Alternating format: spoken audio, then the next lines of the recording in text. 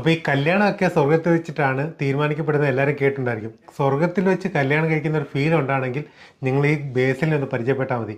കല്യാണം മാത്രമല്ല, ഏത് ടൈപ്പുള്ള ഈവൻറ്റ്സ് ആണെങ്കിലും ബേസിലിനെന്ന് പറഞ്ഞാൽ നിങ്ങൾ എന്താണോ സ്വപ്നത്തിൽ കണ്ടത് അതേ രീതിയിലാക്കാൻ ബേസിന് കഴിവുണ്ട്. അപ്പം ഞാനും എൻ്റെ വീട്ടിലൊരു ചെറിയ ഫംഗ്ഷൻ എൻ്റെ കൊച്ചിന് വേണ്ടി ചെയ്യിപ്പിച്ചാണ് എൻ്റെ ഒരു ചെറിയ റൂം ഒരു പൂങ്കാവനം ആക്കി തന്നു. പിന്നെ നെക്സ്റ്റ് ഞാൻ കണ്ടത് ബേസിൻ്റെ കല്യാണം തന്നെ, ഒരു സ്വർഗത്തിൽ നിൽക്കുന്ന ഫീലായിരുന്നു.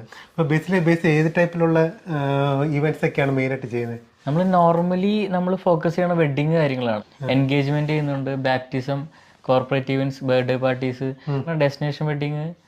നമ്മളുടെ ബഡ്ജറ്റും കാര്യങ്ങളും നോക്കിയിട്ടാണ് നമ്മളിപ്പോൾ ആർട്ടിസ്റ്റിന്റെ ലെവലാണെങ്കിൽ നമ്മളത് ബർത്ത്ഡേ ബാപ്റ്റിസം ചെറിയ ഫംഗ്ഷൻ അല്ല. അപ്പോൾ ഇതിനകത്ത് നമ്മൾ എന്തൊക്കെ ഫാസിലിറ്റി ചെയ്ത് കൊടുക്കും? നമ്മൾ നോർമലി ചെയ്യുന്നത് ഇപ്പോൾ ജസ്റ്റ് നമ്മുടെ സ്റ്റേജിന്റെ ബാക്ക് ഡ്രോപ്പ്, പിന്നെ നമ്മുടെ കുട്ടിയുടെ പേര് കാര്യങ്ങൾ, പിന്നെ ബലൂൺ വർക്ക്സ് ആണെങ്കിൽ അതിൻ്റെ, നമ്മുടെ കേക്കിന്റെ ടേബിൾ കാര്യങ്ങൾ, പിന്നെ നമ്മൾ കയറി വരുമ്പോൾ എൻട്രൻസിന്റെ വെൽക്കം ബോർഡ്, അതിനകത്തേക്കുള്ള അത്യാവശ്യമുള്ള ലൈറ്റിംഗ് കാര്യങ്ങൾ.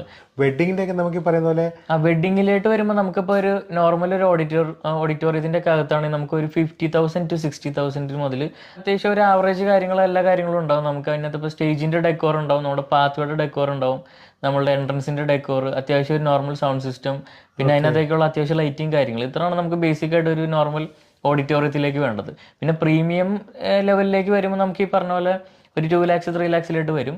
ഇതിപ്പോൾ നമുക്ക് എല്ലാ പ്രോപ്പർട്ടീസ് നമുക്ക് ഓണായിട്ട് ഉള്ളത് കൊണ്ട് നമുക്ക് ഈ റേറ്റിന് നമുക്ക് കൊടുക്കാൻ പറ്റും ക്ലയന്റിന് ഫിക്സ് ചെയ്യാൻ. ഇപ്പൊ ഞാൻ എന്റെ മനസ്സിലൊരു ആശയമുണ്ട്, എനിക്ക് ഇന്ന വർക്ക് ചെയ്യണം. അപ്പൊ അങ്ങനെയുള്ള പല മെറ്റീരിയൽസും മേടിക്കേണ്ടി വരും. അപ്പൊ അതിന്റെ കോസ്റ്റ് ഒക്കെ നമുക്ക് എവിടുന്ന്? നമ്മൾ നോർമലി ചെയ്യുന്ന നമ്മളൊരു പ്രൊഡക്ഷൻ ടീമാണ് ഇവന്റിന്റെ. അപ്പോൾ നമുക്ക് പ്രൊഡക്ഷൻ ടീം എന്ന് പറയുന്നത് നമുക്ക് നോർമലി ഇപ്പൊ നമ്മളുടെ അടുത്ത് കുറച്ച് ഓൾറെഡി നമ്മൾ പ്രീസെറ്റ് ചെയ്ത് വെച്ചേക്കുന്ന ഓൾറെഡി കുറച്ച് സ്റ്റേജസ് ഉണ്ട്. ഇപ്പൊ നിങ്ങളുടെ മൈൻഡിൽ എന്തെങ്കിലും ഒരു സംഭവം ഉണ്ടെങ്കിൽ അത് നമുക്ക് എക്സിക്യൂട്ട് ചെയ്യാനുള്ള ഓപ്ഷൻ ഉണ്ട്. മീൻസ് നമുക്കത് നമ്മളത് ഡ്രോയിങ് ആയിട്ട് കൺവേർട്ട് ചെയ്യും. അത് 2D കൺവേർട്ട് ചെയ്തിട്ട് അത് ഓക്കെ ആണെങ്കിൽ നമ്മളത് 3D അത് കൺവേർട്ട് ചെയ്ത് നിങ്ങളുടെ കയ്യിൽ നിന്ന് അത് ഓക്കെ വാങ്ങിച്ചതിന് ശേഷം നമ്മളത് പ്രൊഡക്ഷനിലേക്ക് ഇടും. എന്റെ ഒരു ആശയം ഉണ്ടെങ്കിൽ അതിന്റെ കംപ്ലീറ്റ് കോസ്റ്റ് ഞാനാണ് ചെലവാക്കുന്നത്. ഇപ്പൊ നമ്മൾ നോർമലി ഒരു എക്സാമ്പിൾ പറയുകയാണെങ്കിൽ 1,000 rupees ആണ് നമുക്കിപ്പോൾ ഒരു പ്രൊഡക്ഷൻ കോസ്റ്റ് വരുന്നെങ്കിൽ നമ്മൾ നോർമലി ചെയ്യുന്ന ഒരു 40 to 50, മാക്സിമം 60% ആണ് നിലവിൽ നമ്മൾ ക്ലയന്റിന് കൊടുക്കുള്ളൂ.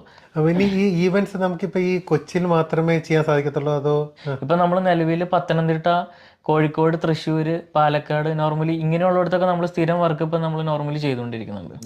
എത്ര വർഷം എക്സ്പീരിയൻസ്? നമ്മൾ 2014-15 സ്റ്റാർട്ട് ചെയ്തത്. ഇപ്പൊ നമ്മൾ ഏകദേശം ഒരു 10 years കഴിഞ്ഞിട്ടുണ്ട് നമ്മൾ ഈ ഫീൽഡിൽ. ഓക്കെ, ബേസിലി ഞാനിപ്പോ ഹണികോമിന്റെ ഇൻസ്റ്റാഗ്രാം പേജ് കാണും ഇടയ്ക്കൊക്കെ. അപ്പൊ അതിനകത്തേക്കാണ് ഈ നമ്മുടെ ബീച്ചിന്റെ അടുത്ത് ഡെസ്റ്റിനേഷൻ വെഡിങ്. അപ്പൊ അതൊക്കെ നമുക്ക് ചെയ്യുമ്പോൾ എക്സ്പെൻസ് നല്ല കൂടുതൽ. അത് നോർമലി നമ്മളിപ്പോ ഓഡിറ്റോറിയത്തിൽ ചെയ്യണതിനെ അപേക്ഷിച്ച് കുറച്ച് കൂടുതൽ എക്സ്പെൻസ് വരും നമ്മൾ ഈ ഡെസ്റ്റിനേഷൻ വെഡിങ്. നമുക്കിപ്പോൾ അതൊരു ഓപ്പൺ സ്പേസിലോട്ട് വരുമ്പോൾ നമുക്ക് അവിടെ കുറച്ച് കാര്യങ്ങൾ അറേഞ്ച് ചെയ്യുന്നുണ്ട്. ഇപ്പോൾ അവിടെ മീൻസ് പവർ സപ്ലൈ ഉണ്ടാവില്ല, അവിടുത്തെ NOC എടുക്കണം. ഇപ്പോൾ ബോൾഗാട്ടി പാലസ്